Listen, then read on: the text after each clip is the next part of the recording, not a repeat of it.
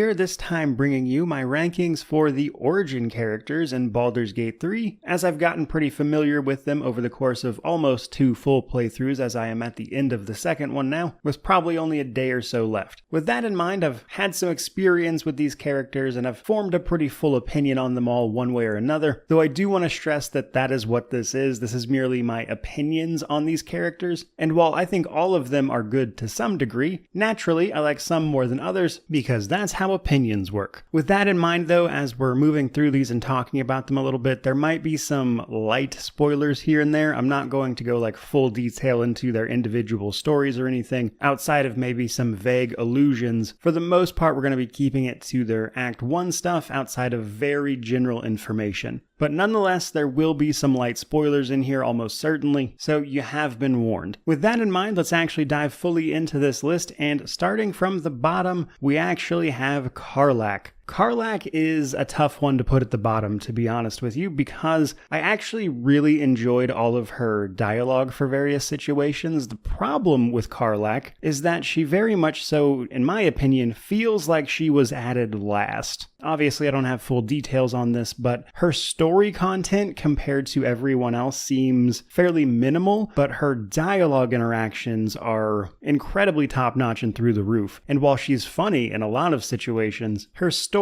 just really underwhelmed me. She is a tiefling fresh out of Avernus, the first layer of hell where she fought in the Blood War, and she has an infernal engine for a heart, which comes with its own unique problems, which is such a cool setup for a story, and for me it just doesn't feel like they stuck the landing on it. That said, her personality is great, so credit where it's due. Second to last, we have Astarion. Bit of an opposite day with Karlach here. I find Astarion incredibly grating as a personality, but his story was interesting enough that he eked out slightly above Karlach here, but it was very close. Now, whereas Karlach is, despite her heritage, a very much so good person who prefers it when you do good things, Astarion, being a vampire spawn who, thanks to the story setup of Baldur's Gate 3, has managed to escape his master after hundreds of years of confinement, is now an incredibly selfish person only looking out for themselves, to put it mildly. Though, like all origin characters really, his story gets pretty interesting by the end of it, or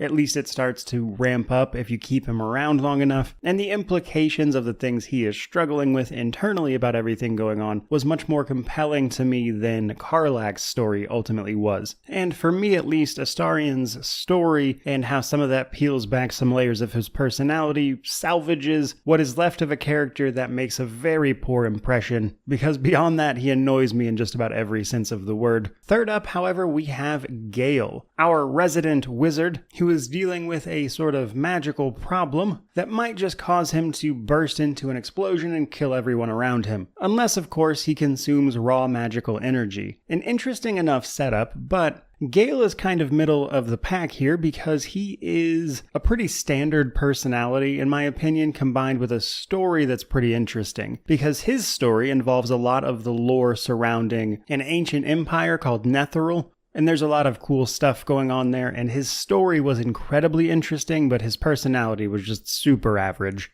And compared to the rest of the party, Gale is what I would consider neutral. While he generally prefers you to do good things, if the ends justify the means, you can get away with just about anything with Gale in the party. And it was pretty interesting to see his rather, let's say, shaky morals apply to situations across the entire game that, combined with a really interesting story, makes him, again, just kind of middle of the pack. He didn't really wow me, but it was interesting to see his character development, and his story was interesting, which is more than I can say for the previous 2 entries. That, though, does bring us to our 4th one, and this is Shadowheart. Shadowheart is pretty much exactly what I thought she was going to be. She is, of course, our resident goth girlfriend, but she is also a cleric of Shar, the goddess of darkness, and she was sent on a holy mission to bring a relic to a certain place, and she is shrouded in darkness and mystery. However, the thing is, if you pay any amount of attention to her and also know a little bit about D&D lore and who Shar is locked in an eternal war with, you see everything about Shadowheart's stuff coming a mile away. By the time her big plot thing had happened, I had pretty much assumed that was going to happen from the first few hours of of the game itself, so it was just not a surprise in any way. However, it was still pretty good. So while nothing about her story was a surprise in any way, it was nonetheless above average. She had a lot of big story moments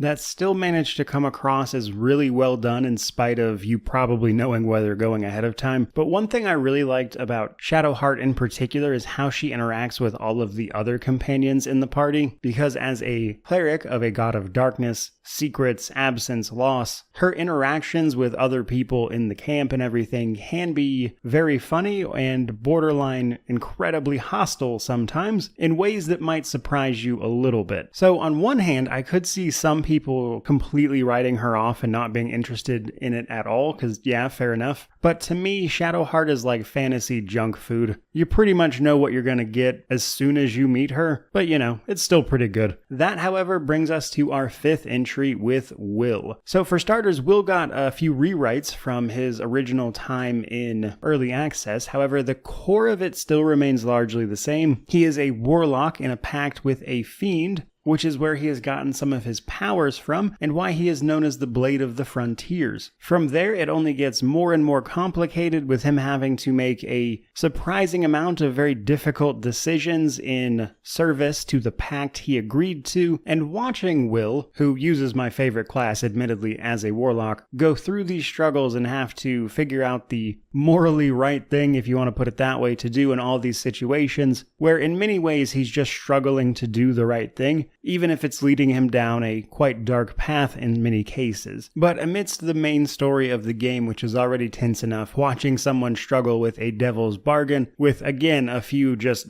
god-awful choices that have to be made, was really, really great to me. And admittedly, I'm a sucker for warlocks, sue me. Though I will say, ironically, because Will is a warlock, I am inclined to use him less in my party most of the time, because while I really do enjoy his story, that's my favorite class, so if I'm going to play 9 out of 10, I'm the warlock, so I don't need you around. And if I respec him out of his class, then suddenly his story doesn't make any sense, which is a personal struggle I have with the guy. But ultimately, my favorite class combined with some great story moments in the later parts of the game are what rocketed him from pretty close to the bottom from his early access version to here towards the top now. Though that does bring us with the last of the regular origin characters, which is Lae'zel, our Githyanki fighter, who is a hot-headed zealot for her queen Vlaakith, who the Githyanki serve in their quest to destroy mind flayers, which puts her right at the forefront of the story, of course. And the fact that Lae'zel is at the top of this list in terms of the full-on characters is quite the surprise to me. I really didn't like her, to be honest with you, as I imagine a lot of people have experienced when you first run into her, because she is hostile, to say the very least. But if you can push through that, she has, in my opinion, the best story of these 6 characters. She also goes through a ton of character development, to where by the end of the game, depending on how you're playing and the choices you make, she can be almost unrecognizable from the person you met in the tutorial section, which, if I had to guess, is why she's the first character you meet. Because if you were to run into this incredibly hostile person after you already had a party going, I don't think you would be inclined to take her along. But if you give her a minute to grow on you, I think it becomes a little more likely, and then you might get to see some of that character progression.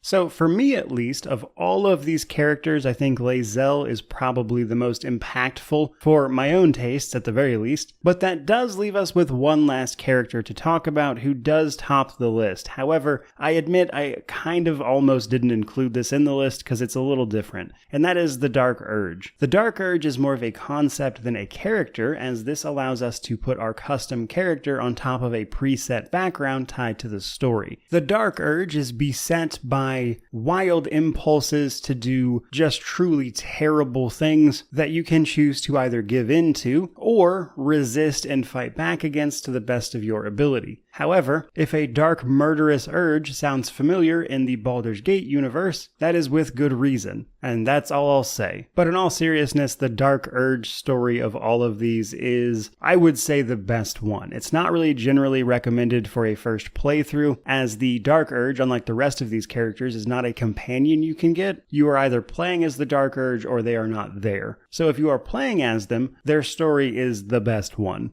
Now, I'm going to go a little bit farther, but this next part in comparison to the rest of the video is a bit more spoilery. And while I'm not going to be spoiling everything by any means, you'd definitely be okay to click off here, you wouldn't really miss anything. With that out of the way and people having been properly warned, the way I would like to explain the Dark Urge is this. In Larian's previous game, Divinity Original Sin 2, one of their origin characters, Fane, is generally regarded as the main character of that game, not so much because he literally is, he's not. However, his origin story was so tied to the fundamental telling of the main story of that game that he has become the sort of de facto main character. And that situation is almost exactly the case with the Dark Urge. So while I won't go any farther than that, if you have any experience with the previous Baldur's Gate games and you understand what the Dark Urge's background is, you've pretty much already puzzled this out. And they did such a phenomenal job with it. In fact, the conclusion of the Dark Urge storyline is the moment where I was like, this is a Baldur's Gate game in more than just name.